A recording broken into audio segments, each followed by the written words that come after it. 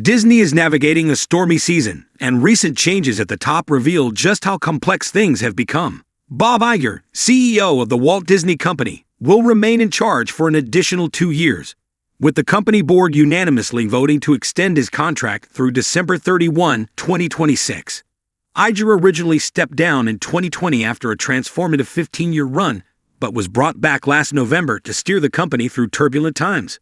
Known for expanding Disney's empire through the acquisitions of Pixar, Marvel, Lucasfilm, and 21st Century Fox, Iger has left an indelible mark. However, the stakes are high, and the challenges he faces are bigger than ever.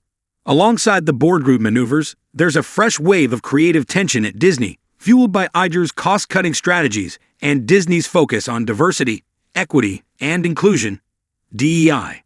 The stakes couldn't be higher, with projects like Deadpool and Wolverine caught in the crossfire. Ryan Reynolds, beloved for his portrayal of Deadpool, is at the center of this drama, pushing back against the Disney executives who, he feels, are meddling too much with the film's tone and content.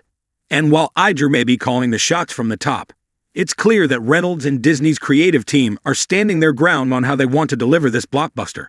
The clash of visions for Deadpool and Wolverine has fans buzzing. Reynolds has made it clear that he wants to maintain the film's sharp humor, gritty style, and unapologetic approach. Meanwhile, Disney executives are pressing for a different direction, motivated by their commitment to creating movies that are socially conscious. But Reynolds is pushing back, arguing that Deadpool is not a platform for agendas, but a character rooted in chaotic, irreverent comedy. Deadpool fans aren't looking for polished, moralistic storytelling. They want pure, unfiltered mayhem, and Reynolds is fighting to ensure they get exactly that. Tensions escalated recently when Disney chose to cut over 70% of the deleted scenes from the film's Blu-ray and streaming releases. These weren't just any scenes. They included sequences featuring Wolverine fighting through historical wars like Vietnam, moments that were sure to be fan favorites. Fans were left reeling, knowing that thrilling scenes were filmed to perfection, but would never see the light of day. Disney's decision to lock away these epic scenes in the vault only adds to the frustration, especially when fans are eager to experience Wolverine in all his raw, battle-hardened glory. The censorship doesn't stop with Wolverine's fight scenes. Disney has also cut out appearances by other Marvel characters, including She-Hulk and even a variant of Captain Marvel played by Brie Larson. Larson's character, Warbird, was intended to add a unique flavor to the multiverse storyline. Her scenes, where she clashed with Deadpool and Wolverine, were reportedly removed due to clashing tones and concerns over dialogue flow. Sources say that one line, where Warbird calls Wolverine an untrained puppy when it comes to the multiverse, didn't sit well with Reynolds and director Shawn Levy, but cutting these scenes has led Larson to consider legal action, aiming to ensure that her efforts don't go to waste. So why were these action-packed, fan-favorite scenes cut in the first place? Reports suggest that Iger himself stepped in, seeing the scenes as too violent and deciding that trimming them would fit Disney's budget-conscious strategy. But trimming the action scenes from a Deadpool and Wolverine film is like serving popcorn without the butter. It's missing the very thing that makes it enjoyable. Wolverine isn't exactly known for his gentle nature, and fans are left feeling that Disney's decisions are watering down what could have been one of Marvel's most explosive crossovers. The back and forth between Disney executives and Reynolds doesn't stop there. Reynolds wasn't just sitting quietly while Disney made cuts. He actively negotiated to ensure that Deadpool's signature tone wasn't compromised. In a surprising twist, he managed to remove several scenes featuring She-Hulk and Captain Marvel. Sources close to the production suggest that Reynolds believed these scenes didn't fit the Deadpool world and would only distract from the film's main focus. Disney didn't take kindly to Reynolds' influence, reportedly responding by cutting some of the scenes that were most important to him. It's become a tit-for-tat, with fan-favorite moments caught in the middle.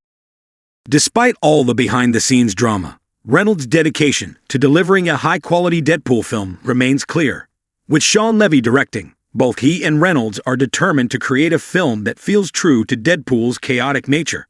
Levy described the film as a wholesome R-rated comedy, balancing boundary-pushing humor with a storyline that fans will love. Even Marvel's own Kevin Feige praised it as one of the most authentic Deadpool films yet, and that's saying something in a franchise known for breaking all the rules.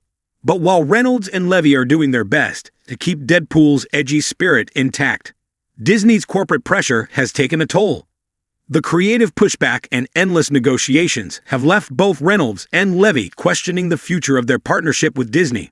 Imagine pouring your heart and soul into a project, only to find yourself constantly at odds with the higher-ups who want to change it. This friction has fueled rumors that Reynolds may be hesitant to continue working under Disney's tight grip after Deadpool and Wolverine, especially if it means fighting for every creative decision. Meanwhile, Deadpool and Wolverine isn't just another Marvel movie. It's become a record-breaking hit, raking in over $1.2 billion globally and cementing itself as one of the biggest box office events of the year. The movie's success speaks volumes, showing Disney just how much fans crave the classic, gritty action and humor that only Deadpool and Wolverine can deliver. You'd think with these kinds of numbers, Disney would be more open to letting Reynolds and Levy run the show. But instead, the film's success has only highlighted the deepening divide between the company's corporate strategies and the creative freedom Reynolds values. Reynolds, feeling both victorious and frustrated, reportedly feels betrayed by Disney. Here's a guy who's brought in millions of fans, filled theaters, and proven that he knows how to make a blockbuster, only to find himself battling Disney for the creative control he thought he'd earned. It's like being the star player on a team, but constantly having to justify your moves to the coach.